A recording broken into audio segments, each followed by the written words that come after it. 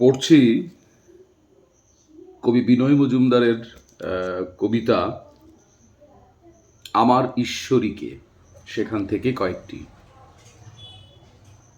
কাগজ কলম নিয়ে চুপচাপ বসে থাকা প্রয়োজন আজ।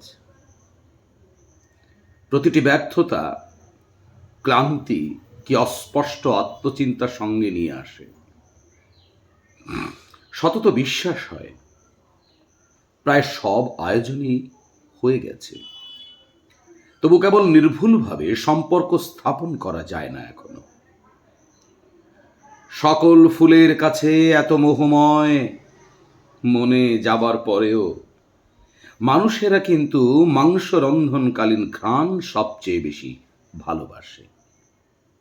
অথচ আলেখ্য শ্রেণী কিছুটা দূরত্ব হেতু মনোলোভা হয়ে ফুটে ওঠে। বর্ণাবলেপনগুলি কাছে গেলে অর্থহীন, অতি স্থূল বলে মনে হয়। হে আলেখ্য, অপচয় চিরকাল পৃথিবীতে আছে। এই যে অমেয় জল, মেঘে মেঘে অনুভূত জল, এর কতটুকু আর ফসলের দেহে আসে বলো? ফসলের ঋতুতে অধিকাংশ শুষে নেয় মাটি। তবু কি আশ্চর্য, দেখো উপবিষ্ট মশা উড়ে গেলে তার এই উড়ে যাওয়া ঈষৎ সঙ্গীতময় হয়। আমাদের অভিজ্ঞতা সিক্ত গিরিখাতের মতন সংকীর্ণ, সীমিত। এই কদিন যাবৎ কুয়াশার মেঘে সব ঢেকে আছে উপত্যকা, অরণ্য, পাহাড়। পৃথিবীতে বহুবিধ আহার্য রয়েছে, তবু বলো বিড়ালের ব্যর্থতর জিহ্বা তার কত স্বাদ পায়? অথচ তীক্ষ্ণতা আছে, অভিজ্ঞতাগুলি সূচিমুখ, ফুলের কাঁটার মতো কিংবা অতি দূর নক্ষত্রের পরিধির মতো তীক্ষ্ণ, নাগালের অনেক বাহিরে। যাই হোক, তা সত্ত্বেও বিশাল আকাশময় বায়ু, বিশাল বাতাস বয়, বিরুদ্ধ বাতাসে বেঁধে যায় সর্বদা কোনো না কোনো স্থানে। দেশে ঝড় হতে থাকে। এ সকল অনিশ্চিত অস্থিরতা দ্বন্দ্ব ভেদ করে তবুও পাইন গাছ ঋজু হয়ে ক্রমে বেড়ে ওঠে প্রকৃত লিপ্সার মতো আকাশের বিদ্যুতের দিকে। কি উৎফুল্ল আশা নিয়ে সকালে জেগেছি সবিনয়ে। কৌটোর মাংসের মতো সুরক্ষিত তোমার প্রতিভা উদ্ভাসিত করেছিল ভবিষ্যৎ দিক চক্রবাল। সভয়ে ভেবেছিলাম সম্মিলিত চায়ের ভাবনা, বায়ু সেবনের কথা, চিরন্তন শিখরের বায়ু।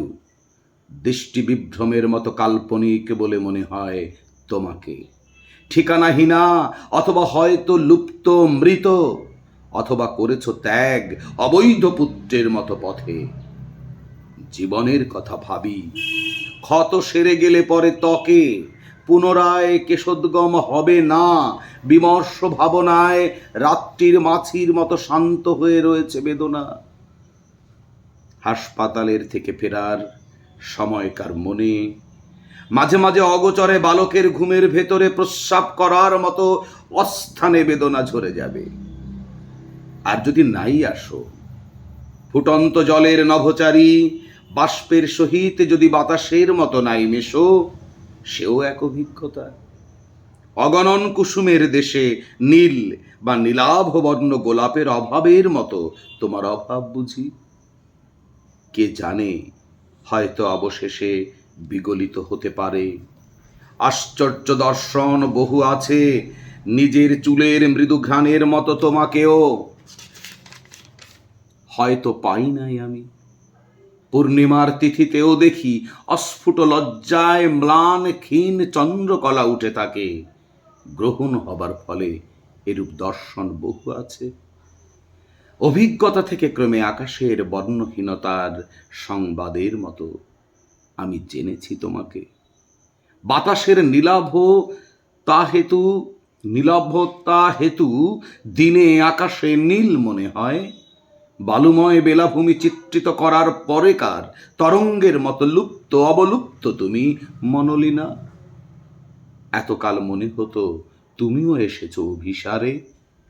চাঁদের উপর দিয়ে স্বচ্ছ মেঘ ভেসে ভেসে গেলে যেমন প্রতীতি হয়, মেঘ নয় চাঁদ চলমান। এখন জেনেছি বহু, তবুও প্রয়াস পড়ে আছে। শিশুদের আহার্যের মতন সরল হও তুমি, সরল তরল হও। বিকাশের রীতিনীতি এই, বৃক্ষের প্রত্যঙ্গ নড়ে, এই দৃশ্য দেখেই কখনো সে নিজে দোলনক্ষম, একথা পাখিদের মতো ভুল করে ভেবেছ কি? তোমার বাতাসে সে তো দোলে। নমস্কার।